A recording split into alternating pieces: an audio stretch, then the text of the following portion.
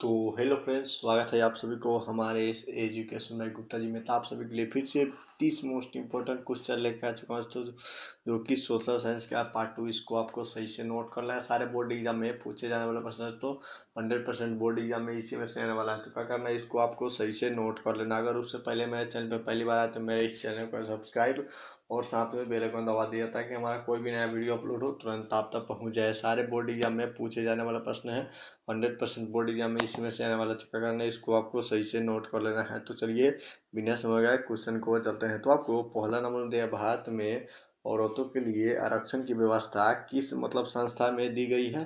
तो आपका इसका राइट आंसर, एक का राइट आंसर डी हो जाएगा। पंचायती राज व्यवस्था में औरतों के लिए संस्था दी गई है, इसको आपको सही से नोट कर लेना है। तो चलिए अगले क्वेश्चन को जाते हैं। तो आपको दूसरे नंबर में दिया, लोकसभा में निर्वाचन हेतु कुल सीटों की संख्या कितनी है। तो लोकसभा में जो निर्वाचन होता है उसमें कुल सीटों की संख्या कितनी है। तो आपका इसका राइट आंसर, दो के राइट आंसर सी हो जाएगा। 543 कुल सीटों की संख्या है लोकसभा में, इसको आपको सही से नोट कर लेना है।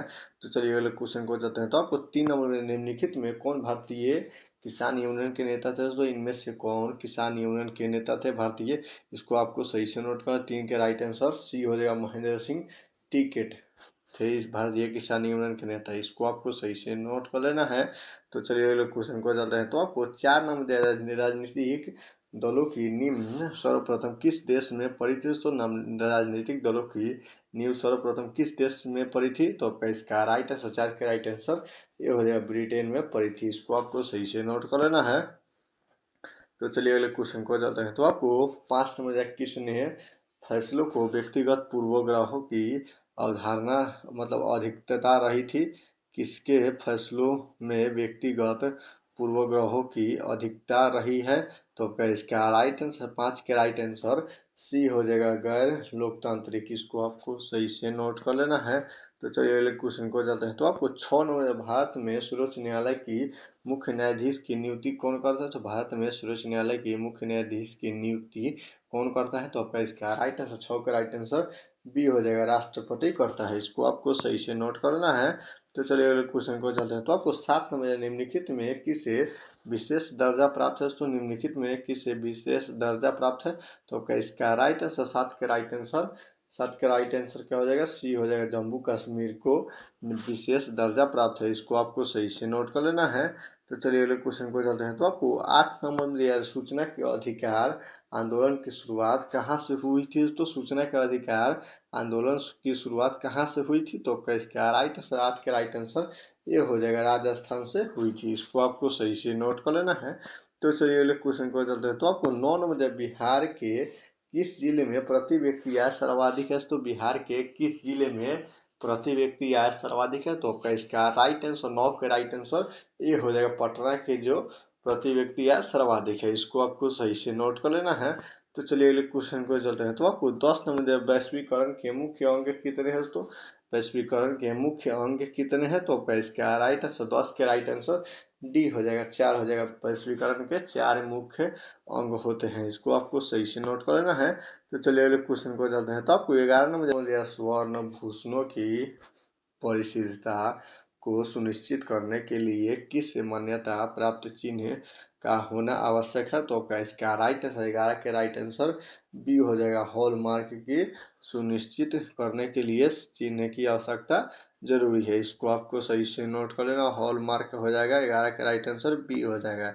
तो चलिए अगले क्वेश्चन को चलते हैं। तो आपको 12 में जब फूट डालो और राज करो की नीति किसने अपनाई थी। तो फूट डालो और राज करो की नीति किसने अपनाई थी। तो आपका इसका राइट आंसर, 12 के राइट आंसर ये हो जाएगा, अंग्रेजों ने अपनाई थी फूट डालो और राज करो की नीति, इसको आपको सही से नोट कर लेना है। तो चलिए अगले क्वेश्चन को चलते हैं। तो आपको 13 नंबर दिया जा रहा है, आयोजना आयोग के अध्यक्ष कौन होते हैं। तो आयोजना आयोग के अध्यक्ष कौन होते हैं। तो आपका इसका राइट आंसर, 13 का राइट आंसर डी हो जाएगा, प्रधानमंत्री आयोजना आयोग के अध्यक्ष होते हैं, इसको आपको सही से नोट कर लेना है।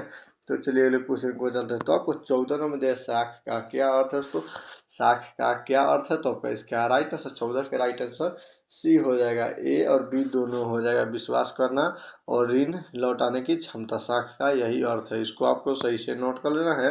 तो चलिए अगले क्वेश्चन को चलते हैं। तो आपको 15 नंबर में दिया जाए, बांग्लादेश के नोबेल पुरस्कार से व्यक्ति कौन थे, तो सम्मानित व्यक्ति कौन थे, तो बांग्लादेश के नोबेल पुरस्कार से सम्मानित व्यक्ति कौन थे, तो आपका इसका राइट आंसर 15 का राइट आंसर बी हो जाएगा, प्रोमो यूनुस हो जाएगा। इसको आपको सही से नोट कर लेना है।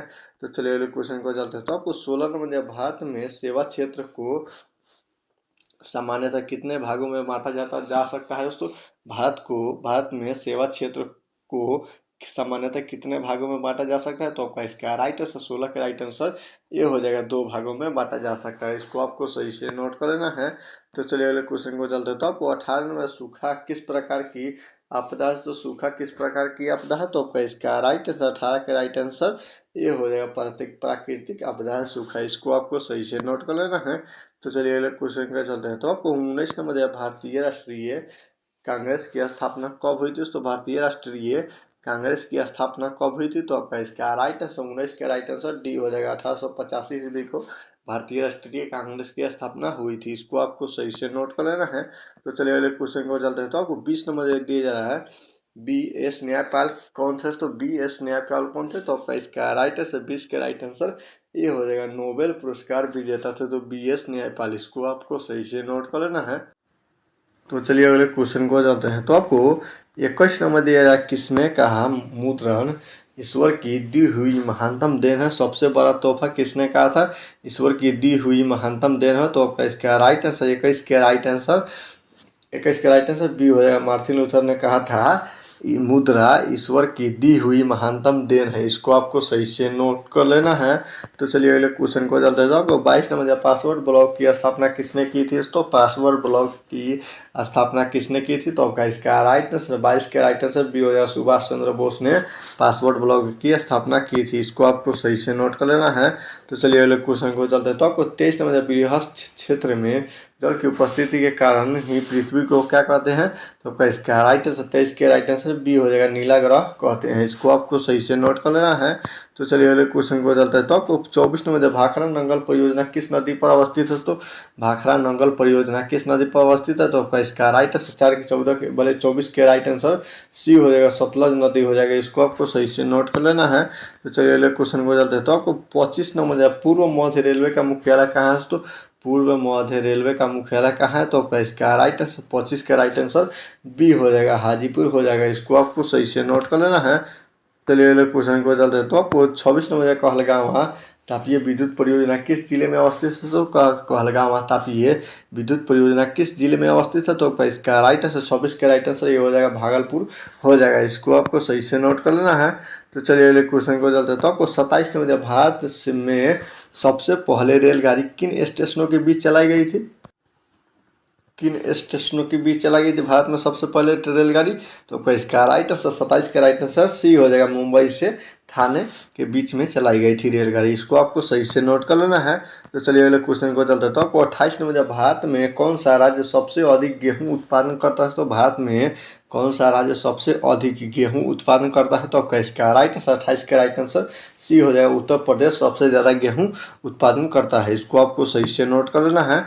तो चलिए अगले क्वेश्चन को चलते हैं। तो आपको 29 नंबर, किस फसल को सुनहरा रेशा भी कहा जाता है, किस फसल को सुनहरा रेशा कहा जाता है, तो इसका राइट 29 का राइट आंसर ये हो जाएगा, जूट हो जाएगा, जो कि जूट को सुनहरा रेशा के नाम से जाना जाता है। इसको आपको सही से नोट कर लेना है।